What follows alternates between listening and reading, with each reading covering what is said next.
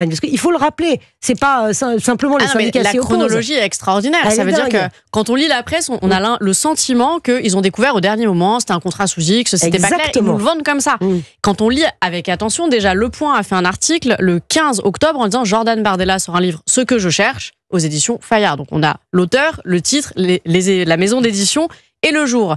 Le 16 octobre, nous avons les idéologues de Sudrail qui nous expliquent que c'est scandaleux, que ce serait faire la campagne d'un parti politique, et pour autant, il signe le 21 octobre en connaissance de cause. Alors, il nous explique qu'on n'avait pas le visuel. Il était sur le Instagram de Jordan Bardella le 18 octobre, il y a plus d'1 million de vues, donc quand on se renseigne un peu, on peut le voir. Il y avait l'article du Parisien, du Point 15 octobre, mais ils ont signé, il n'y avait aucun problème. Et ils n'ont pas saisi l'autorité de régulation de la publicité, la RPP, entre le 21 et le 28. Ils auraient pu le faire. C'est dans l'article 8.1, vous avez la RPP. Et vous avez dit qu'il fallait que ça aille très vite, la procédure, avant le 25. Faut que ça aille, dans l'idéal. Après, je ne suis pas maître des horloges, je vous en dirai plus la semaine prochaine, je ne suis pas maître des horloges du tribunal de commerce de Paris. Mais dans l'idéal, comme la campagne était prévue entre le 25 novembre et le 17 décembre, ça serait évidemment pertinent que ce soit avant. Il y a quand même une urgence assez manifeste. Oui, il y a une urgence et vous voulez que ça aille vite. Vous avez une idée, il y avait 150 000 exemplaires.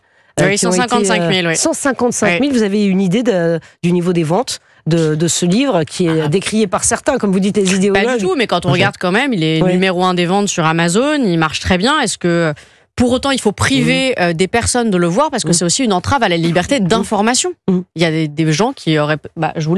Ça vous choque ce que je dis? Oui, parce que Philippe Guibert, ça y est, ça commence. Je pense vous étiez tout calme jusque-là, qu'est-ce qui vous arrive? J'ai un coup de... Non, je pense sincèrement qu'il ne va pas manquer de promotion, Jordan Bardella, pour son livre. Et c'est à vous de décider que comme il a de la promotion, on peut le priver d'une autre promotion? Que je décide. Ah, mais plus sérieusement... La police de la pensée, intéressant. Plus sérieusement, la police de la pensée, je sais pas. Plus sérieusement, mettre une couverture d'un livre d'un homme politique qui est en campagne permanente, c'est une publicité politique. En campagne permanente, nous ne sommes pas en période électorale, ça ne vous aura pas échappé. Aucun loi, aucun règlement. C'est moi qui dis, nous ne sommes pas en période électorale. Oui, on est en campagne de campagne permanente pour tout le monde. Ah d'accord, permanente. Dans ce cas-là, ajoutez-le, nous sommes en campagne permanente.